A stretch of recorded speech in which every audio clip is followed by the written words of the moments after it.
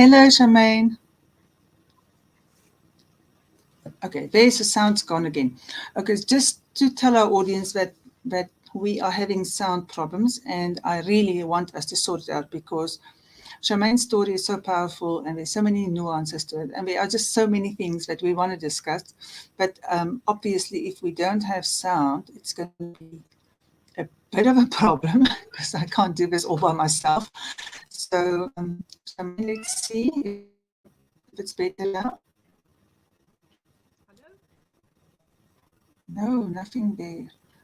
Let me check if anybody can hear you because I can't. No, this is impossible. We are basically live now on Facebook because Facebook penalizes us if we don't go live on time. So unfortunately, we have to sort out our connection problems on air. Let me just check. Okay, can we check if anybody can tell us? Okay, Charmaine, can you wiggle some stuff here again so we can see if we can hear you? Okay, can you hear me? Oh, barely. Normally, my mic works. Okay, I am blurry and you are not blurry. Mitchell, can you hear? Can you hear Charmaine?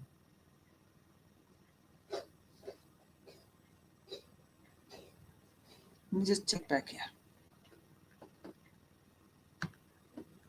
Okay, try and speak for me, Charmaine, again. Okay, my mic is fine, Louise. Okay, I can barely hear you. Okay, so there. So they can't hear you. Okay, so that's a problem. I can listen very carefully and then I can hear you, but it's not going to help if our audience can't hear you. No. And you have been coming on and you've been fading in and out. So I don't know if it's a microphone or something. Okay, If can you hear we me, Louise? Yeah, but I can hear you if I listen really well. But our Okay, audience are going to have a very big problem. okay. My problem is that I've now got my volume up to 56 and you're really loud in my ears. Sorry. Okay, so you can see. Why am I blurry? Let me see. Maybe I need to clean my lens. I don't want to be blurry. That's nobody's wish for it. There we go. Internet Okay. connection. Am I still blurry? I don't know. Yeah, Okay. it's your Am I still internet blurry? connection. Yeah, internet connection. Yeah, I don't know what it is. It is, Okay. it's the internet connection. I don't think we can do this. Um, just now. Okay, we're going to give it one last chance. Just now when you were touching stuff, you were becoming really clear on that side. I could hear you so well. If people can hear you, I don't mind if I'm blurry. I'll be sad, but it's not the end of the world. Can you hear me? Yeah, there it comes. Something there that you're Okay, the touching. problem I can't hear you. I can't hear you. When I put the mic And, in, I can't hear you. and now you're perfect. Really? Perfect. I haven't done Perfect. anything. I took my mic out. Yes. The mic in was the problem. Okay, so now we can hear you. Oh, brilliant. And I don't have to shout. Okay, I've done nothing really. That's new. Okay, all right. This is technology. Okay, great. So, okay, let's get back to business here. So, we are here because of something very amazing that you wrote. I had to save myself. Those are such powerful words. My conflicted emotions of guilt and feeling compassion for her didn't stop me from what I had to be very practical about. I had to save myself. Okay, so I want to just put this into perspective. You are talking about your mother here, but it I am. can be applied to literally anybody in our lives, can't it? Absolutely, yes. Okay. All right, so you were young. What was it? 14, 15? About 13. Yeah, 13. Okay.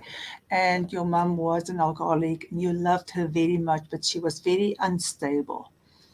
And you got to a stage where you understood that if you didn't save yourself, nobody else would.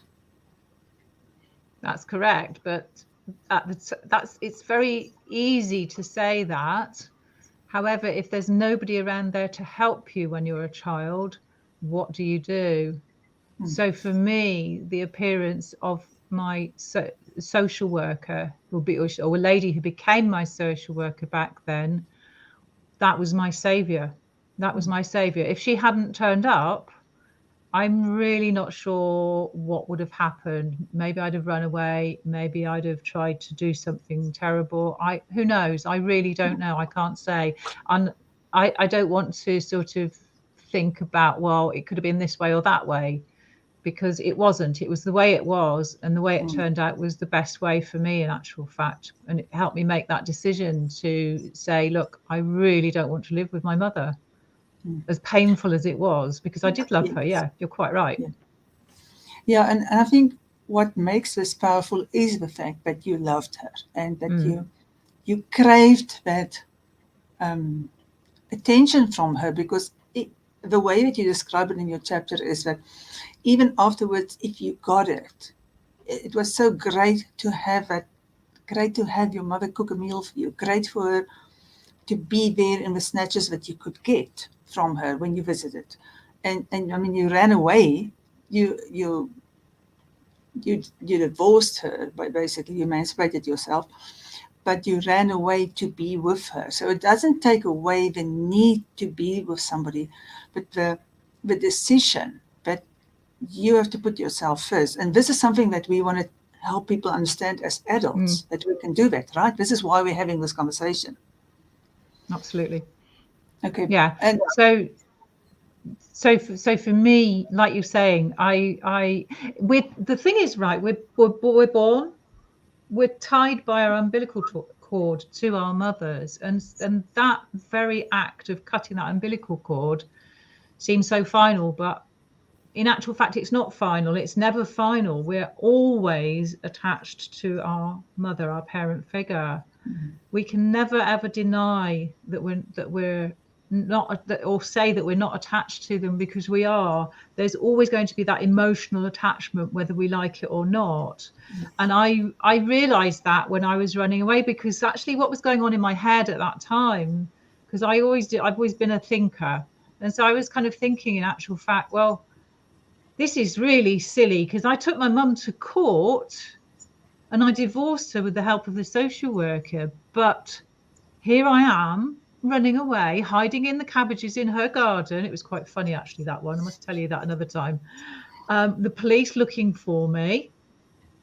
And because I really craved her attention. I craved her love. I wanted to be in her orbit. It was like we're like a planet orbiting around our parent planet, because we want that connection. We want to feel that value. We want that love. We want them to love us. We don't want to be rejected. Of course we don't. Yeah, and I think it's really important to deal with the mother thing, because the mother, there's a biological, absolute, undeniable biological link. You cannot ever break it, no matter what. You know, I know with my own mother that I emotionally distanced myself, and I never expected anything. Yet, when she fixed our relationship, I mourned like I've never seen coming, when she passed away. So it was restored in a matter of 6 months. That connection was restored, because it was always there. But what I love about this example of yours, I had to save myself, is because what we're also describing is a perfect analogy for codependent relationships. We meet somebody They think we are amazing. We think they're amazing. I'm fixing you. You're fixing me. Now we are so blissfully, happily bonded, like octopus, in a codependent relationship. And we want them to like us and affirm us and keep on saying we are amazing and they can't get enough of us. And then we are all human and there's disappointments, and then we end up in a relationship which is less than wonderful for us, but we are still staying in it.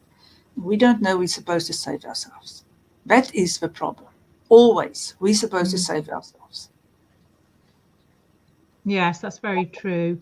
I think sometimes we can't see the woods for the trees more than anything, which is why we don't actually realize that we are the people to save ourselves. Because when we've been let down as well by a parent figure, in some ways we start to reject people around us because we're trying to keep them at a distance from us because we don't want to be hurt again.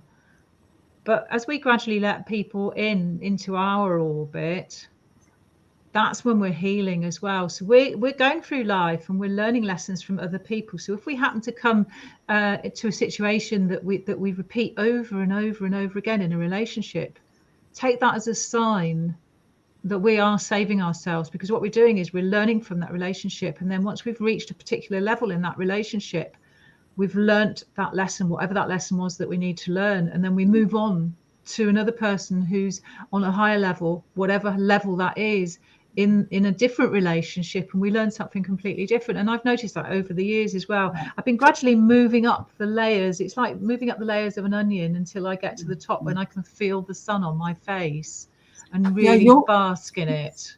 Yeah, your situation is one which is a great one to use, because you grew up with multiple traumas and you ended up in a home and the welfare had to take care of you, and you had to claw your way back from small, and you had to take care of yourself from small and be self-sufficient.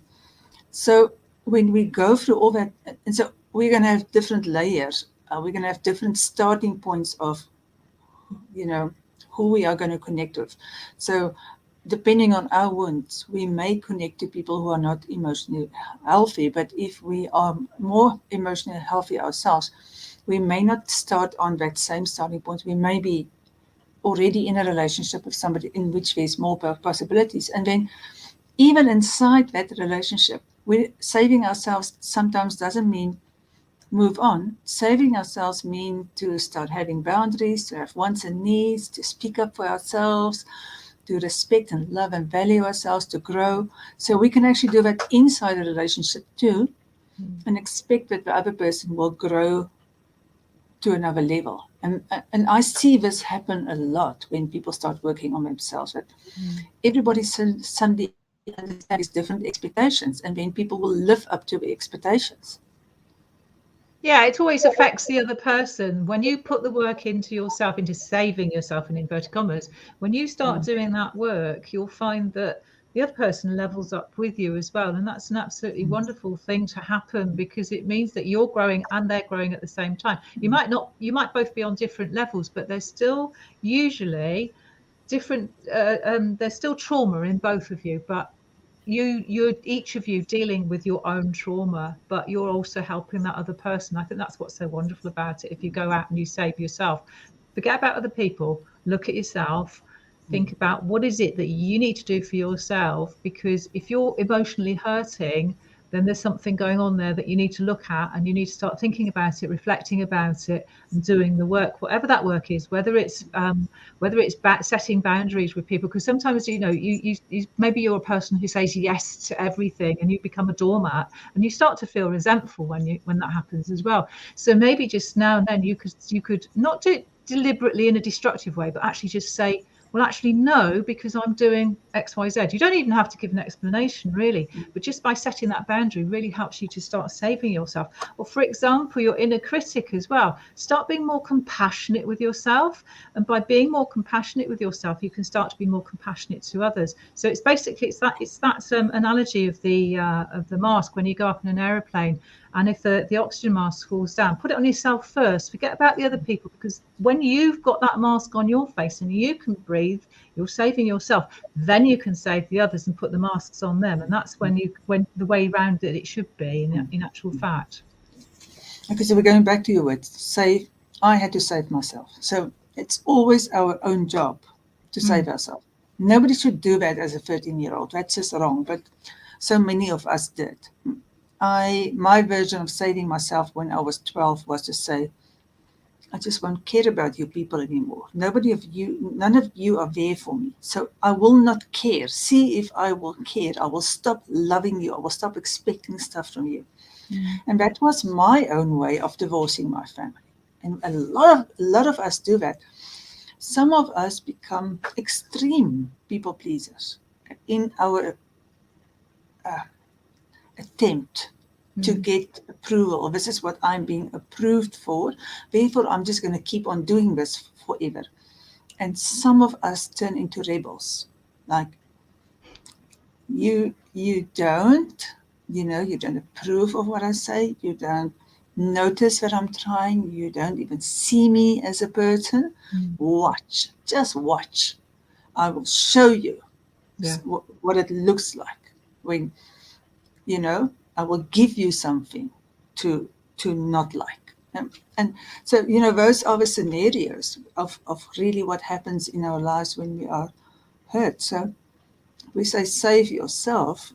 What we have to do is we've got to stop punishing ourselves, right? Yeah, definitely. Because all we're doing is inflicting more hurt on ourselves, but we don't realize it at the time. And when we inflict more hurt on ourselves, then we feel worse. And we're not going anywhere when we go in that direction. I think that we have to get to a point where we're hurting so much, and I know that's what happened for me at certain points in my life, and not just then, that we have to hurt so much that we decide I can't bear this emotional pain anymore, and I really have to do something about it. So the path that I've been following and the actions that I've been taking so far, let me see, they haven't really been working the way I thought they would work. So just maybe I ought to try something different and be a little bit more humble about it, understanding that it's not you, it's just that you've been making the wrong choices. And by making different choices, you're more likely to find a better way forward. And even if some of those choices are wrong, that's okay. Just do a little bit of tweaking and try out something else. But move forward, you will, definitely. Yeah, I want to put the humble part in a different way, which is I become willing to be wrong. Because holding on to our beliefs looks like the opposite of humble or stubbornness, or what it really is. It's an extreme protection measure to not be willing to be wrong, because it's so painful to be wrong. So once we start embracing that my outlooks could be rooted in hurt and pain and survival mechanisms, which if you start looking back, if you go like, when did I put this one in place? How much of this is actually something that I still believe in? And it was definitely something I started doing as a child and had done. That example I used was I will stop caring about you. I will take care of myself. I will grow myself up. And then the rest of my life, I'm like, why am I not getting support? Like, how is it possible that I'm not getting support no matter what I do? It's because the words coming out of my mouth, please support me, doesn't sync with my belief. I will have to do this all for the rest of my life. So we've got to go back to the beliefs we formed in hurt, and we've got to start identifying them before we can save ourselves. Absolutely, totally agree with you there, Louise. It's all about our beliefs that we formed in childhood when something's been going wrong for us in our lives, and we've made a decision. Well, that's not the something that's working for me. Like, I'm not going to be loved, obviously, here, so I'll go somewhere else, or whatever it is.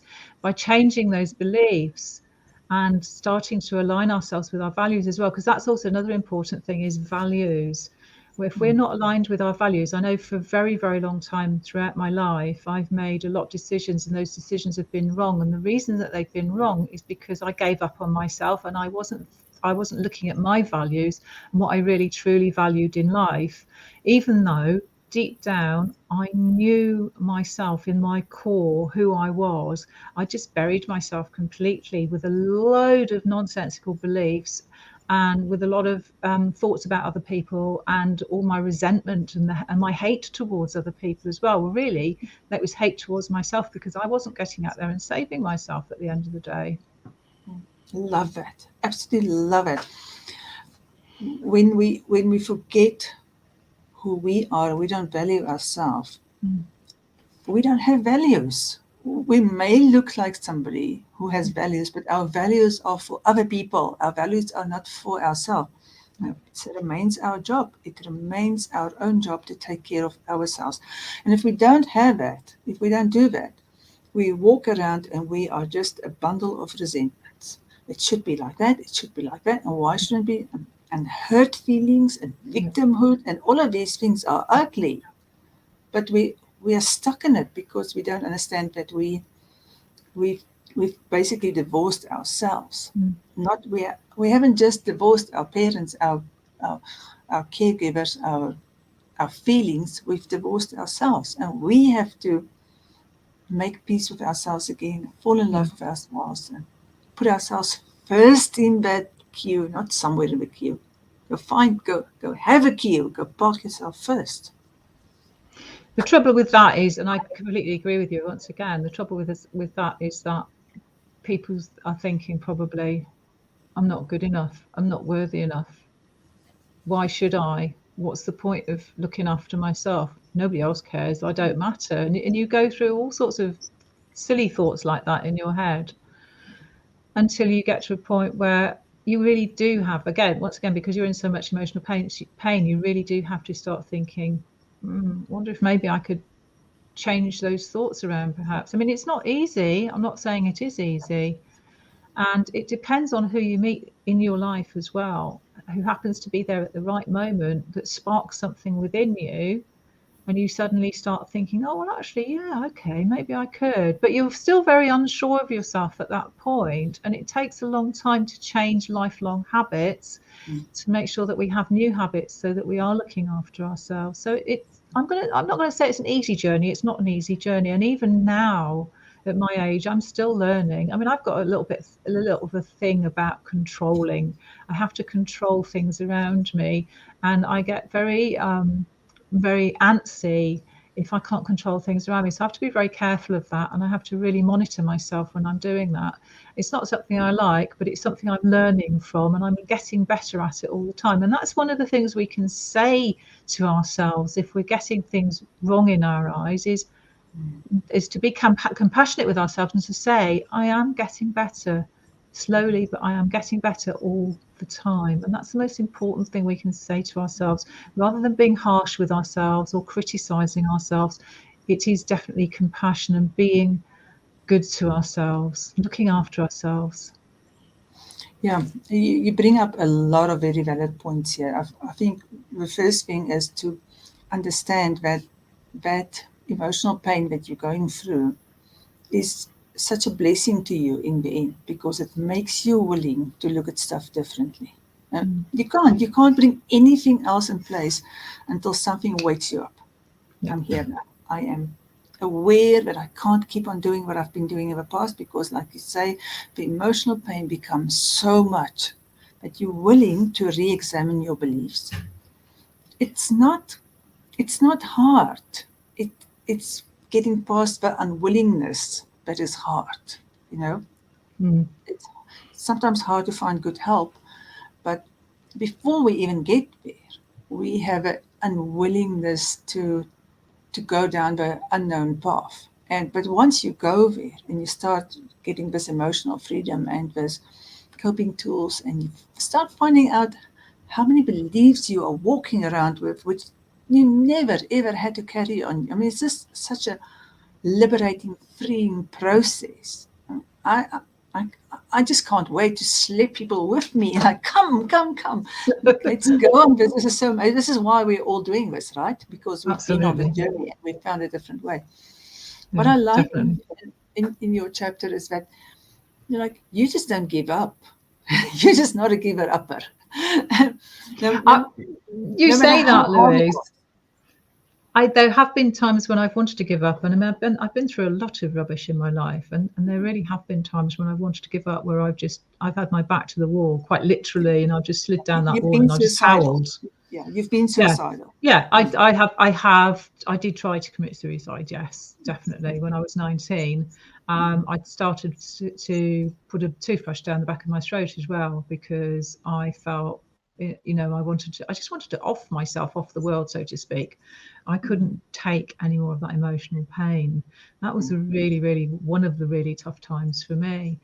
But I got through it. I did get through it. I had to get through it. It was either that or die anyway. And I'm sorry, I have to laugh about it now, even though it's not a funny subject, but it is it is for me, because I just tend to be a little bit humorous in my way of thinking sometimes. I mean, when I look back at myself, I think, for goodness sake, Charles, why the heck did you do what you did? But I realised why I did it. It was because I didn't have my parents then. My father had died by then of cancer of the throat. So I felt rejected I felt abandoned by him. I felt rejected by my mother because of her drinking. So in return, I obviously rejected, well, it's not so obvious because not everyone would do it, but I rejected her because she'd rejected me. But I still had to keep going at the end of the day. And so I had to pick up the pieces of that suicide attempt, and I had to keep on walking my walk. No, things have not been an easy ride for me. They're much, much better these days because I've studied so much, and I'm heavily into psychology. I actually always have been into behavioural psychology and why we do things. And I'm still learning. We will all still learn until the day we pop off our clogs.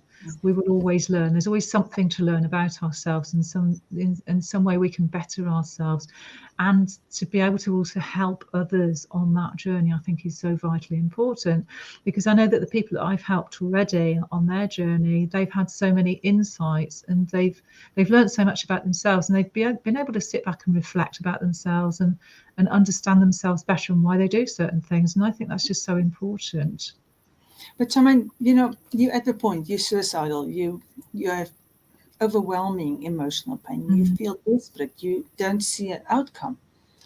And you know you're not good enough because you believed it for such a long time, because if you were good enough, it wouldn't be so hard.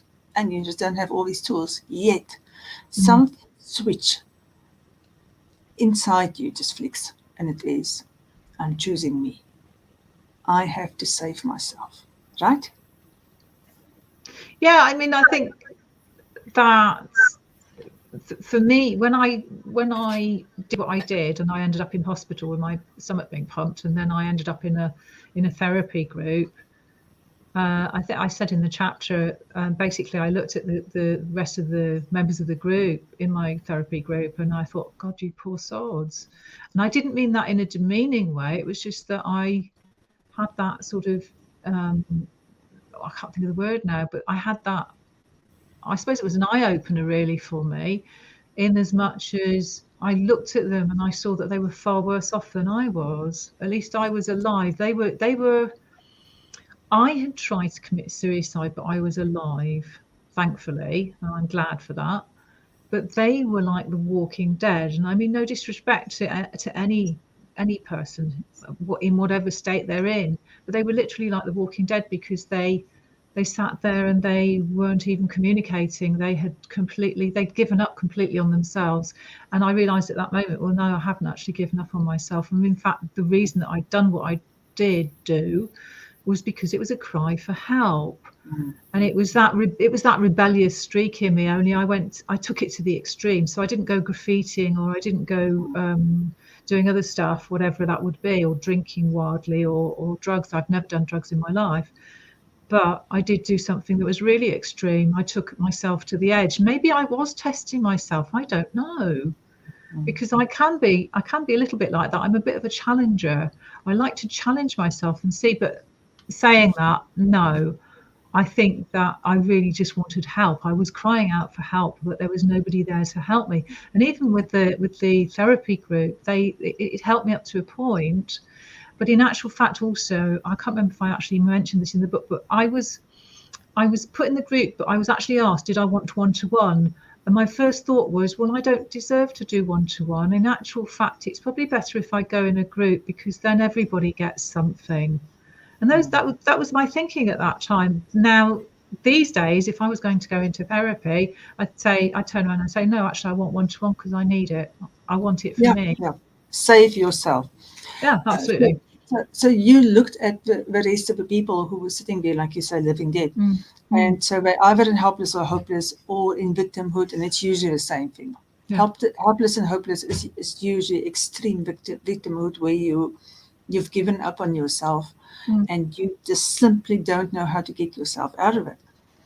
And in that moment, you already knew that you've taken a choice against staying in that victimhood, although you didn't have a name for it. You decided to make a change for you. Yeah, I did. And I'm not saying, click my fingers and I was out of victimhood. It doesn't work like that. No. It does not work like that. Because I know for years after, and even now, sometimes I'll slip into it. I do it without realizing, and then I catch myself and I go, you're not a victim anymore. Don't do that. So for years and years, I was literally, because the other thing is as well, because my mum was an alcoholic, she was already playing the victim role, because she'd slipped into that "oh poor me" role, which is the role of the victim. And of course, because I only had her as my mother to model as a person for me to learn from, I learnt that role of the victim extremely well. And I kind of wore it without meaning to, wore it like a badge with pride, really, that, oh, look at me, I'm a victim, I can do this is a great role. But I didn't know that it was kind of wrong, and it wasn't something that I should be doing. It was just because that was my mum. I modelled her. This is who I am because my mum's like that. So it's not always easy to realise and get away from that particular role. But once you realise that actually that role is dysfunctional for you and it's not really working very well, that's the time that you can actually start to make changes in your life for the better. And that's when you also start looking for tools and things. And that's when you start to deal with all that emotional baggage on your shoulders, to be honest. And that's what it was. It was the emotional. It was like having a big overcoat. You know, those big fur. They're not really fur. I don't know what they are. That heavy material that I think they wear them in the armies. Duffel coats. Yeah, that sort of duffel, like a duffel coat. That's right. Only like a big heavy overcoat. Only it wasn't just a big heavy overcoat that I was wearing. It had weights sewn in on the inside as well, for goodness sake. You know, so it was like pulling me down even further. And we do that to ourselves. And then you know, when you're further on in your life, you look back and you think, why the hell did I do that? You know, come on, hello, what was I doing that for? But you do that when you don't have other tools. You know, I'm like the least victim-y person out there. I'm naturally positive. I naturally believe that I can take care of myself.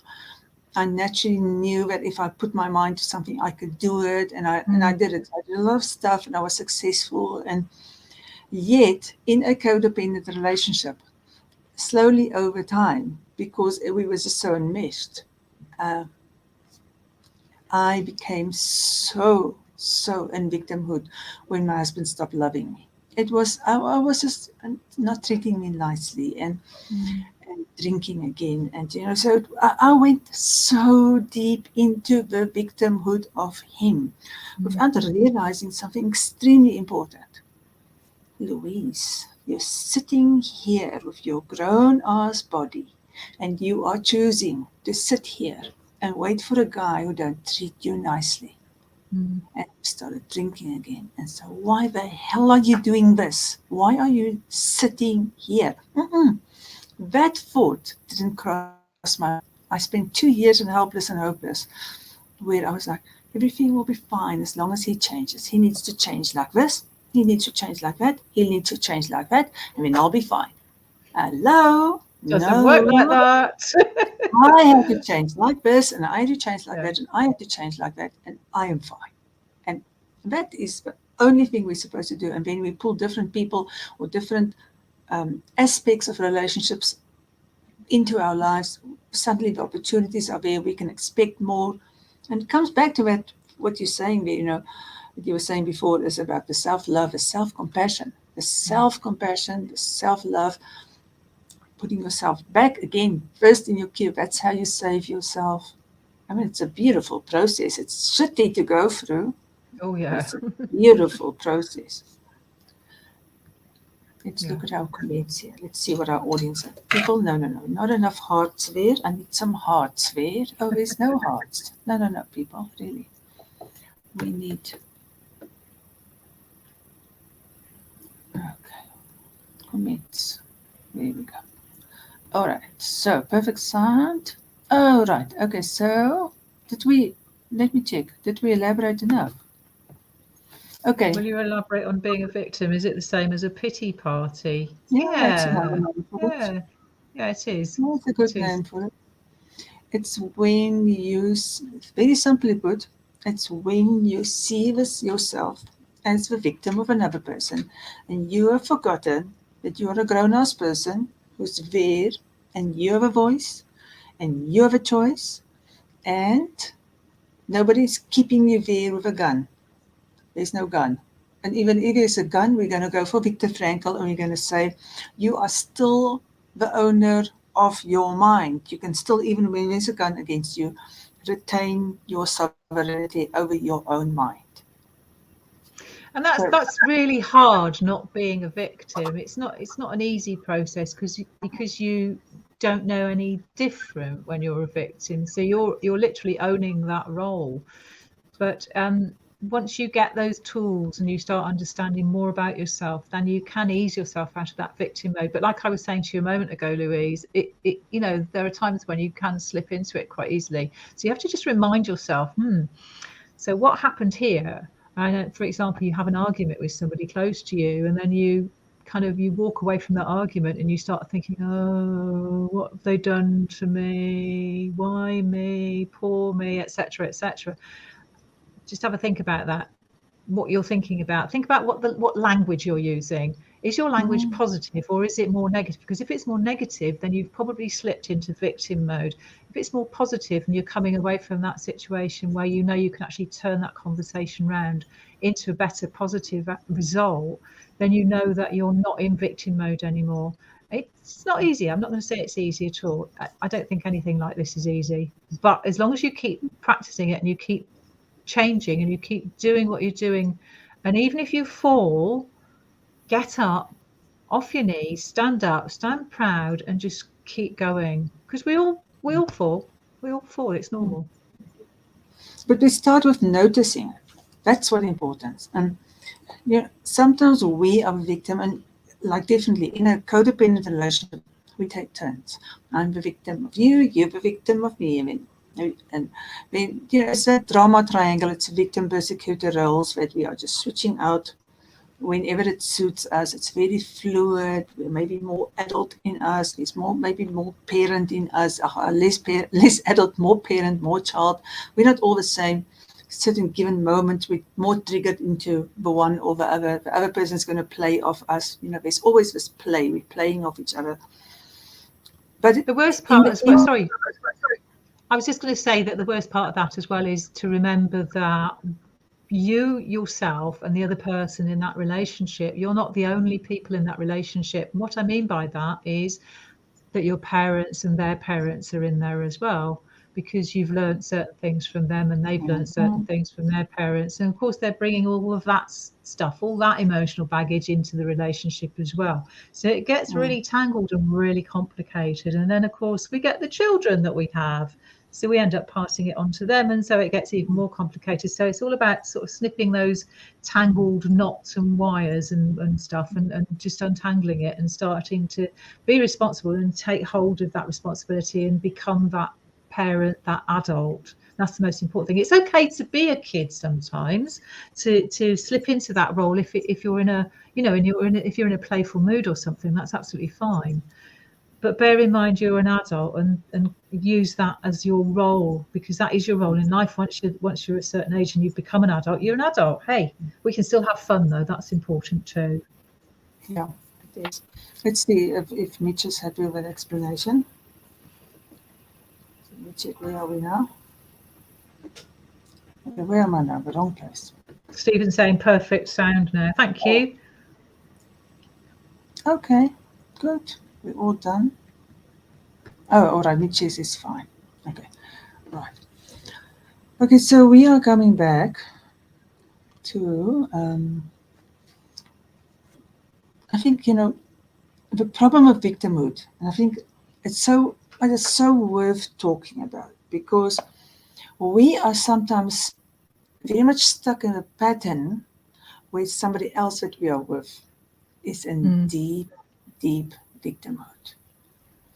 And we can be held hostage by somebody else's victimhood, especially if we've got very strong parent into us. You know, if we've got very strong caring, people-pleasing kind of aspects to ourselves, and if we've been brought up by somebody in victimhood, we've been perfectly trained by guilt, by somebody guilting us and blaming us and literally vomiting their pain in life onto us, and so that we become the caretakers and the preventers of their pain.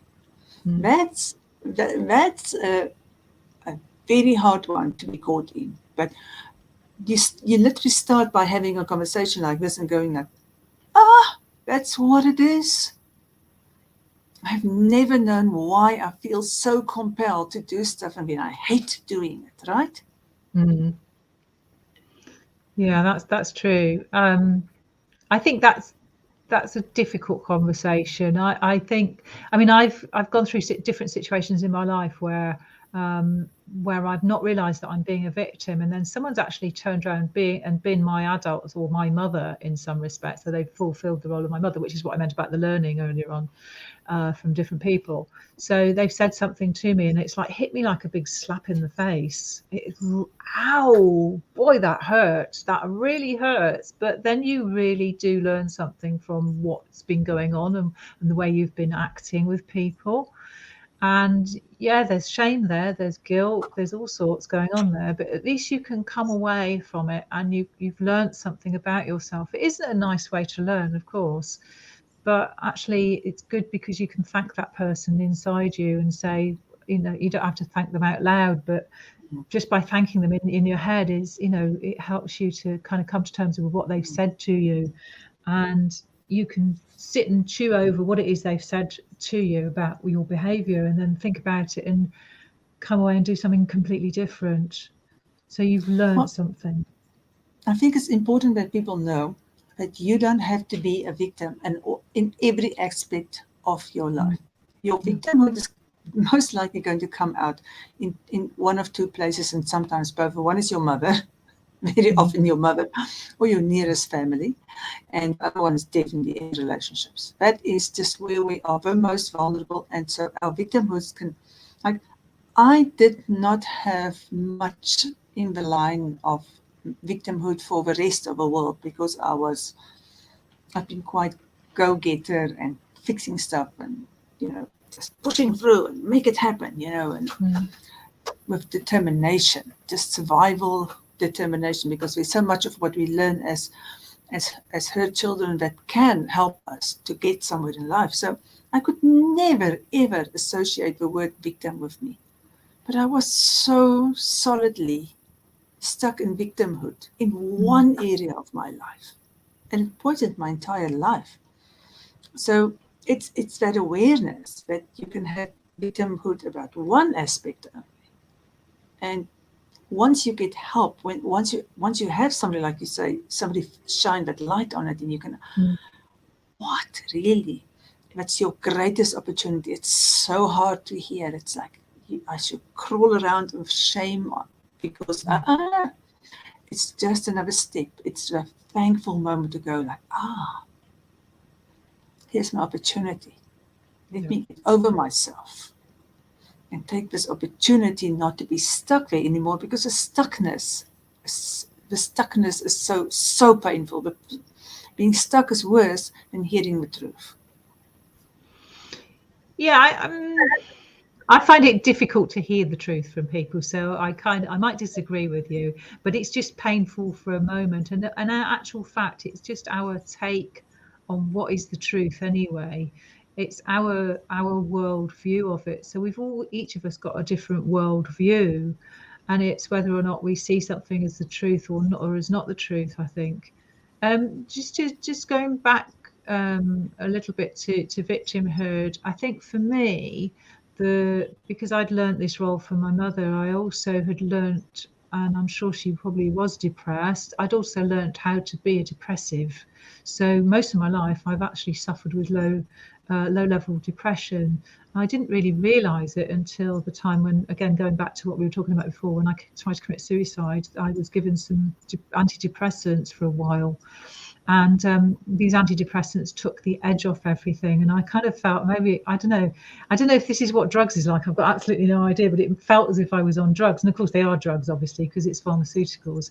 But I felt as if that hard edge of what I was feeling at that point in time had been literally taken off, and it had gone all soft and fluffy and fuzzy, and it was like, oh, this is actually really nice. I could do this forever. And then I thought, but I don't want to do this forever. I want to actually feel my depression.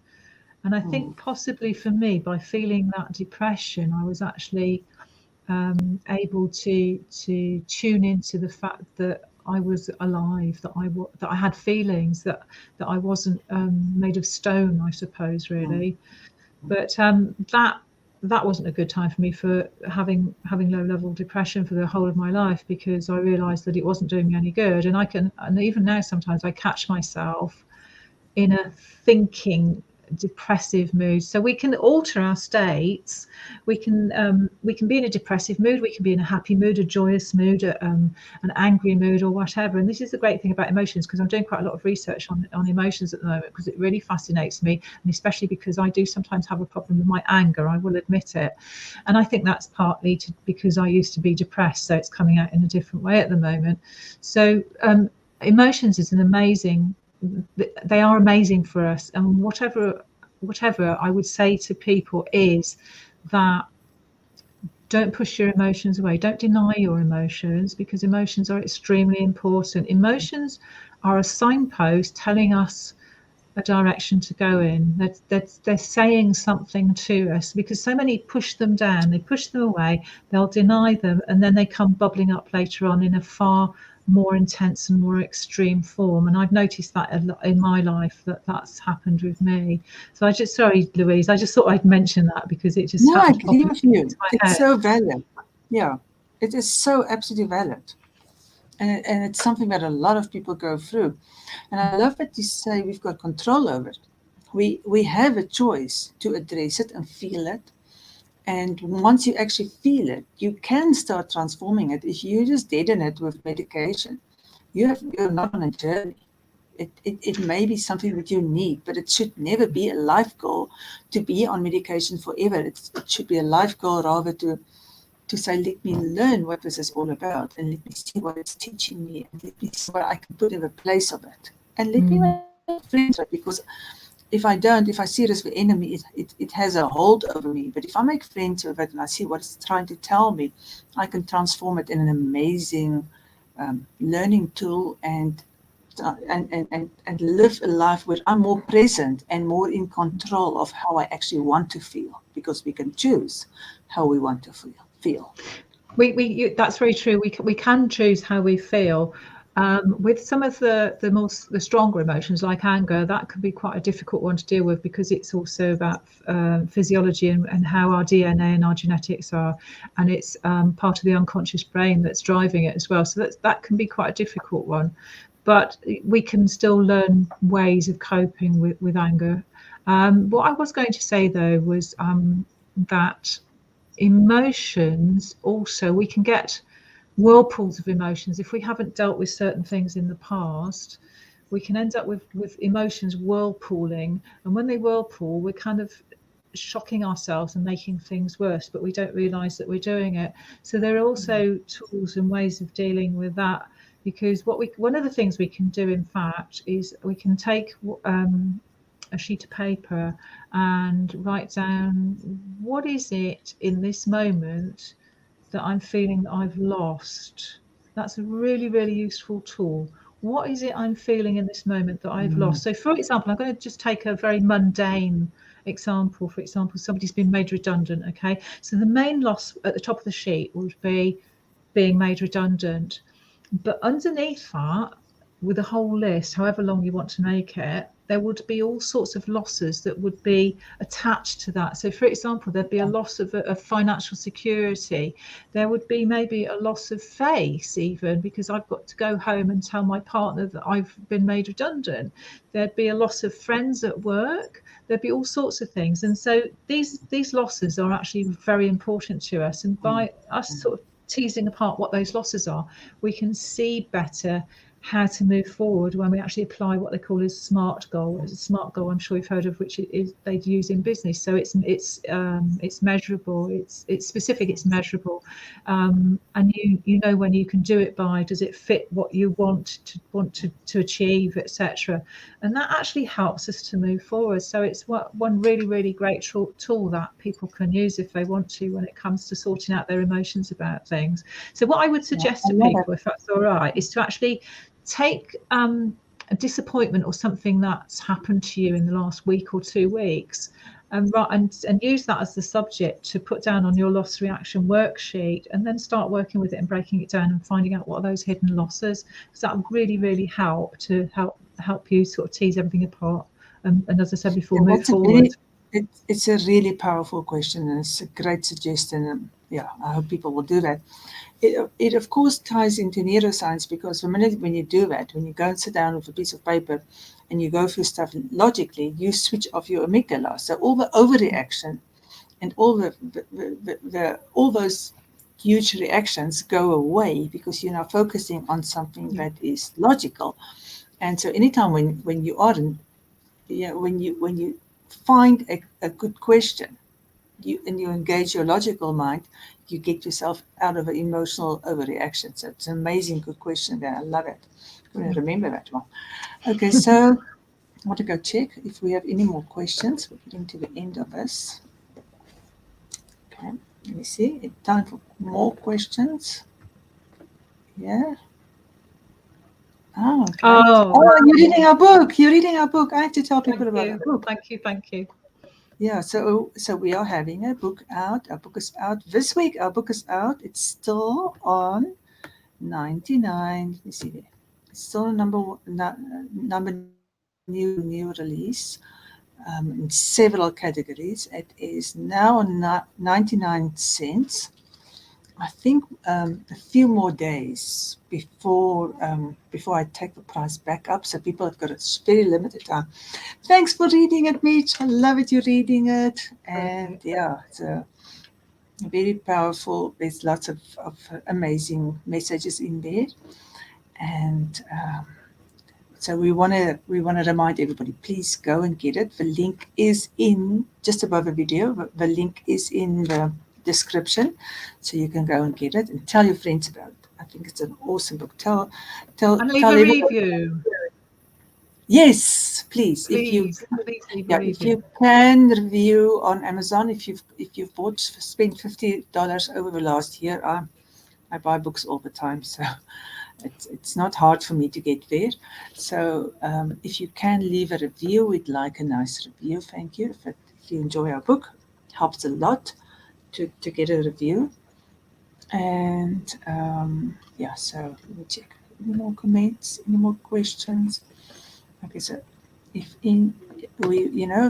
please go back and give us a like there at the top and share with the people.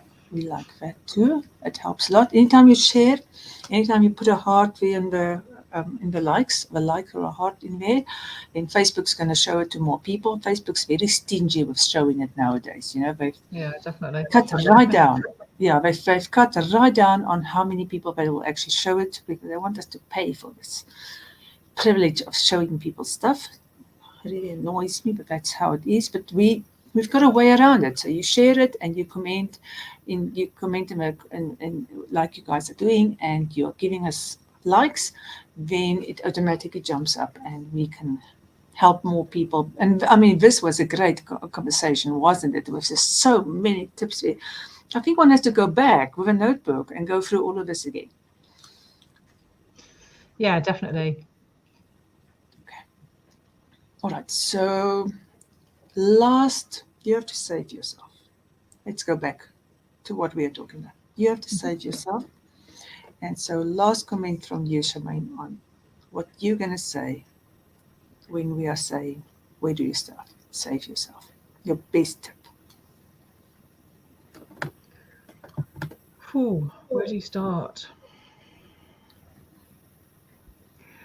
I really think it's about compassion more than anything about... Actually, no, it's not. Do you know what? I'm going to change my tune now. It's actually, I'm allowed to. I think it's more about accepting yourself. And what I mean by that is I am good enough.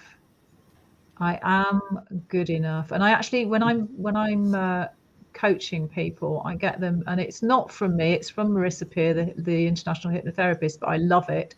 The exercise that I get them to do is I get them to take 6 postcard size pieces of card and write on them however they want to, with felt tip pens, or they can paint on them or draw on them or put sequins on, whatever they want.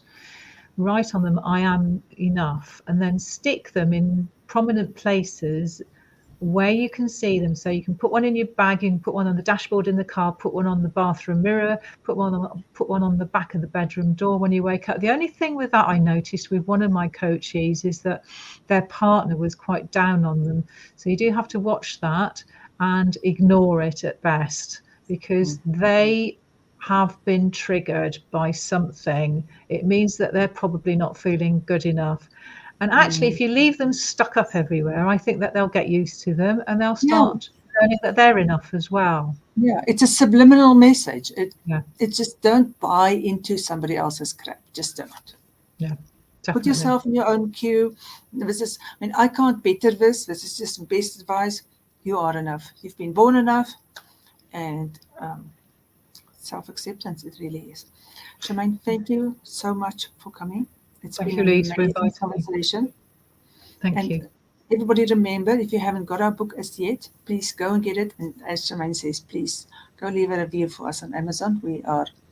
I know people have reviewed, but they're not showing yet. So we are so looking forward to getting some reviews. And also, please leave comments as well. I'd love to know from you who are watching, whether you're watching on the replay or the live at the moment, where you're stuck. What is it you're stuck with? How can we help you? How can we serve you? What tools can we give you to help you to become the best person that you can ever be? Because you are worth it and you are important. And I want you to always remember that as well. Yeah. Thank you for that. We are definitely coming back. We're coming to check the comments. You are very welcome. We'll come in, we'll dip in, we'll come and see how we can support you. So much love to you, Charmaine. Thanks for everybody. We really appreciate you, whether you show up live or afterwards. I know many people come and watch afterwards. Thank you all for being here and listening to our stories and reading our book. Lots of love to everyone. Thank you. Lots of love to everyone. Bye-bye. Bye-bye.